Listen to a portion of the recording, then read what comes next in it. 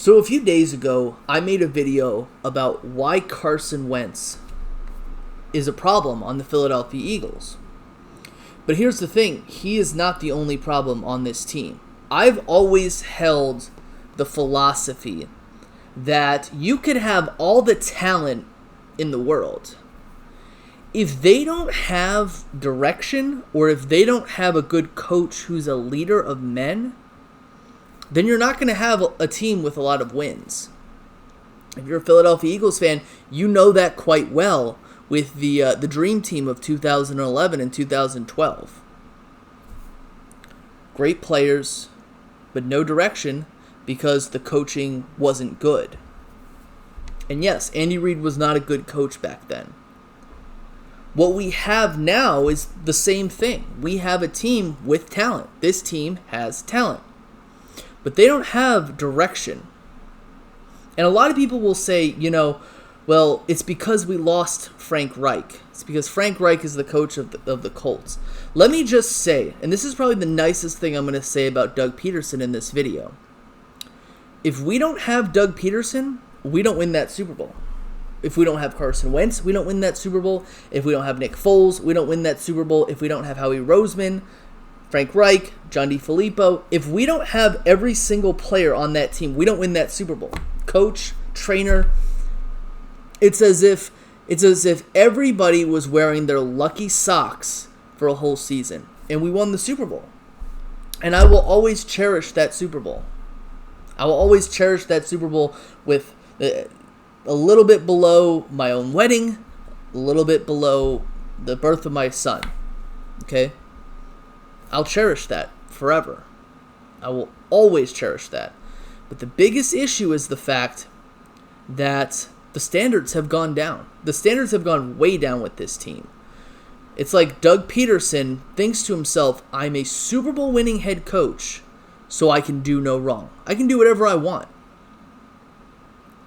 Unfortunately, that's not how it goes, because Doug Pederson doesn't really do a lot of things well. He is not a good play caller, for one, because he is the offensive coordinator of the team, and I'll kind of get to that. But he's not a good play caller.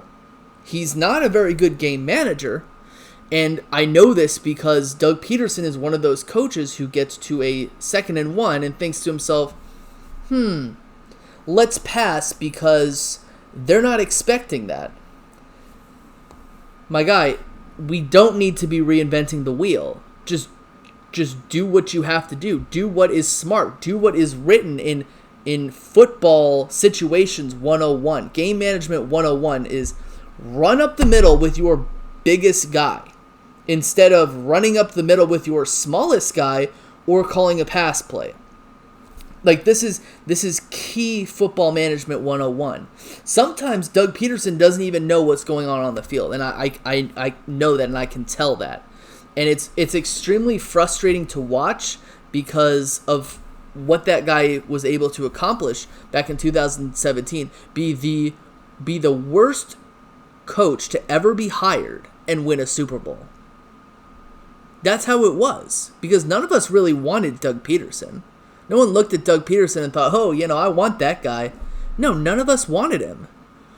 And the reason why he was hired was because he could be molded. Because his predecessor, Chip Kelly, got too power hungry. So the Eagles thought to themselves, the front office thought to themselves, we need to bring in a guy who we can just order around and he'll do whatever we want with a smile on his face.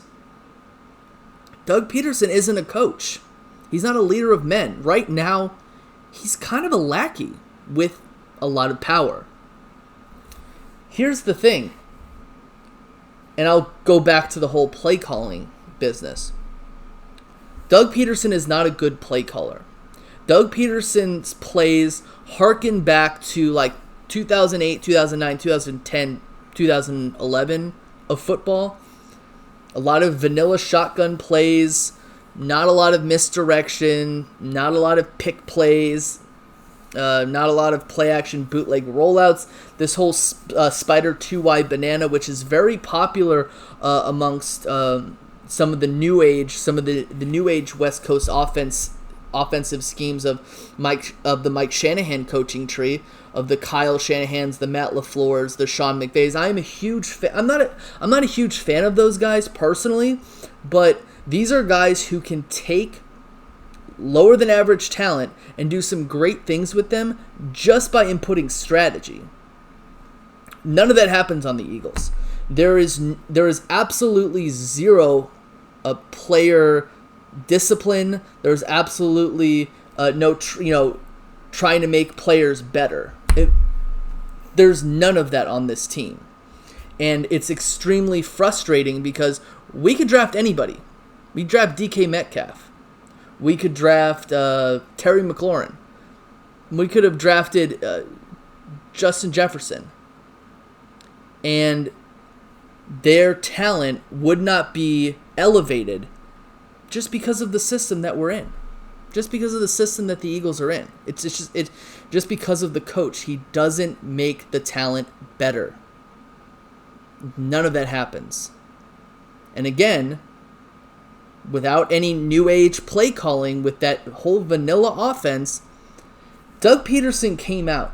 He quite literally came out. And they asked him, why do you continue to be the play caller? Again, if anyone knows anything about the play calling of offensive head coaches, they usually are the play callers. If you're from the Mike Shanahan or the Andy Reid brand of West Coast offenses, the head coach always calls the plays. The head coach is always the micromanager.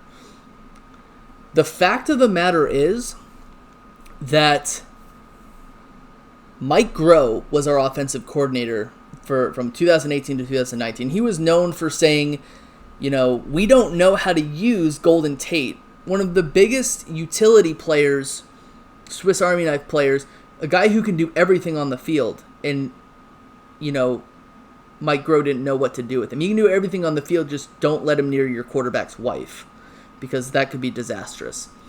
The fact of the matter is, we fired him, and we were like jumping for joy. All the Eagles fans were jumping for joy. This dude got fired by his own dad at West Virginia. Mike Groh did. Got fired by Al Groh, his dad. We were all jumping for joy. We were all happy about this. Until we realized that the head coach, Doug Pederson, was going to continue calling the plays. The guy who was the issue is continuing to call the plays. And I think I made a video about this, kind of joking around. The scene from Horrible Bosses, where the guy, he is trying to get like a higher management position, and the boss is like, I'm going to give the job to me. And it's just like that. It's just like you have guys like Mike Kafka, who is the quarterback's coach for the Chiefs, works with Patrick Mahomes. You have Graham Harrell, who works with, I think his name is Keaton Slovis at USC. And you have Joe Brady from LSU, who worked with Joe Burrow. And we don't bring any of those guys in. And I have a theory for why. I think it's just because none of these guys respect Doug Pederson. I think there's no self-respecting offensive coordinator who's been an offensive coordinator before who doesn't want to call the plays. There's just no self-respecting one out there. And it kind of makes sense. I don't really respect Doug Pederson, so how are these guys going to respect Doug Pederson? So here's the final piece of this video, okay? Because in the last video I said that you need to bench Carson Wentz. If not for just one game, okay, at minimum one game, to put out a message that nobody's safe on this team. Everybody needs to be accountable for their actions. You could be a $128 million quarterback, and, you're not safe. You're not going to be coddled. I remember Andy Reid once made a decision to bench Donovan McNabb, and the next game, Donovan McNabb threw 4 touchdowns. And Donovan McNabb had been playing poorly for 2 or 3 games. If Eagles fans remember of 2008, we went all the way to the NFC Championship game because of that benching. But it is kind of ridiculous that the elephant in the room is Carson Wentz's play. Carson Wentz's play isn't good. Now, I don't know if his play is poor because of the system, because of the plays that are called or just because of him. Because Doug Pederson refuses to put Carson Wentz outside the pocket, even though that's where Carson Wentz excels. But he needs to bench Carson Wentz for at least a game to spread the message that nobody is safe on this team. Everyone needs to be accountable for your actions. You could be the quarterback on the team. You could be the best player on the team, or the biggest leader on the team with the captain on your chest, and you could be benched. Because here's the thing, Doug. Jalen Hurts probably won't play as well as Carson did. But what you need to find out is whether or not you're the problem or Carson's the problem. Because if Jalen Hurts goes out there, and I'll admit, Jalen Hurts is just a one-look, run quarterback. He might have better accuracy than Carson. But, you're not even trying. You're just having the same old Wildcat. You're putting him in on Wildcat offenses. He's not even a threat to pass. Teams know what he's going to do. Put him out there in a game. Because if he plays well, and he plays better than Carson does, then I think we found the problem. That it's not you, it's Carson. So what's it going to be? Because here's the thing, just like I said in the last video, the Eagles fans got rid of your predecessor, Chip Kelly. We got him fired. Okay, a fan wrote a letter to the owner saying to fire Chip Kelly.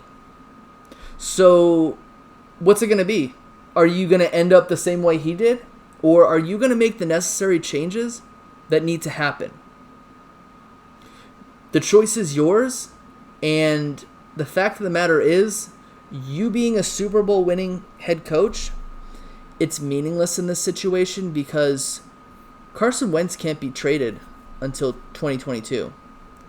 So it is very likely that he could outlive you on this team. The choice is yours. Because it is too late to give someone else the play calling duties. It really is. Because instead of bringing in an offensive coordinator, what you did was you hired 2 assistant coaches to be advisors, 2 failed offensive coordinators, one of which was one of the reasons why Andy Reid got fired in Marty Morningweg. But you hired both of them. And there's a key reason why this offense is not successful. It's because of those guys. So the choice is yours and yours alone. You can either continue to make the same mistakes and get fired, or you can make a change and, risk a chance of being successful. It could come at the cost of hurting Carson Wentz's feelings, but at this point, the fans don't really care about his feelings anymore. You shouldn't care about his feelings anymore. This is a football team, and the fans want to win. And they'll cheer on Jalen Hurts if he plays well. That's how it's going to be. And I'm out. Everyone have a nice Thanksgiving. Peace.